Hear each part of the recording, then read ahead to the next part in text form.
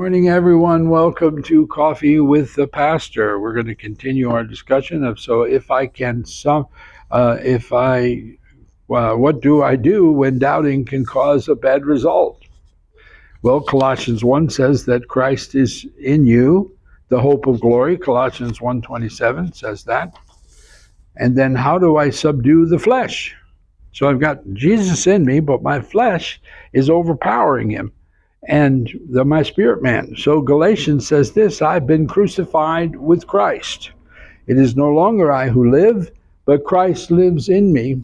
And the life which I now live in the flesh, I live by faith in the Son of God who loved me and gave himself for me. You say, well, okay, I'm every day I'm crucified with Christ, but how do I do this, Paul? He gives us the answer in 1 Corinthians 15. He says, I die daily.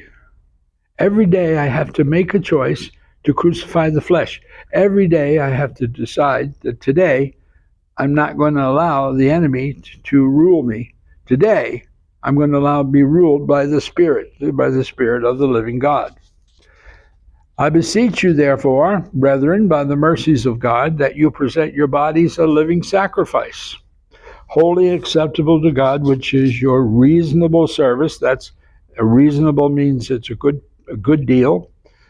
And do not be conformed to this world, but be transformed by the renewing of your mind, that you may prove what is the good and acceptable and perfect will of God. And do not be conformed to this world, but be transformed by the renewing of your mind. Wow. Be transformed into the mind of Christ, not longer being tossed around by every wind of doctrine. Matthew chapter 6 tells us this: when you pray, not if you pray, not occasionally when you pray to me, when you pray on a regular basis, go into your room, and when you have shut your door, pray to your Father who's in the secret place. And your Father who sees in secret will reward you openly.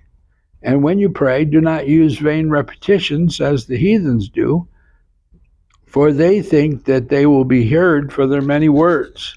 Therefore do not be like them, for your Father knows the things you have need of before you even ask him. Wow. There's been times when I know that I haven't even formed a prayer. It's not even a prayer. It's a thought about some situation that God's already moved on it. I hear shortly that God has already moved. And that's when you know that God hears prayers before they even become prayers. And then we want to put on the armor of God. So these are very important issues. You say, well, the armor, that's for kids. No, it's not. That's for adults. And the reason it's for adults is we do not wrestle against flesh and blood, but against principalities, against powers, against the rulers of the darkness of this age, against spiritual hosts of wickedness in heavenly places. Therefore, take up the whole armor of God, that you may be able to withstand in the evil day, and having done all, to stand. To stand. Being watchful to the end with all perseverance and supplication for all the saints. So this is extremely important. We are trying to create a scenario where we are successful rather than not successful. So that means we have to pray. That means we need to meditate. That means we need to be worshipful. That means we need to be out front with the Lord, or we're never going to be able to overcome the spiritual forces of wickedness that contend with us.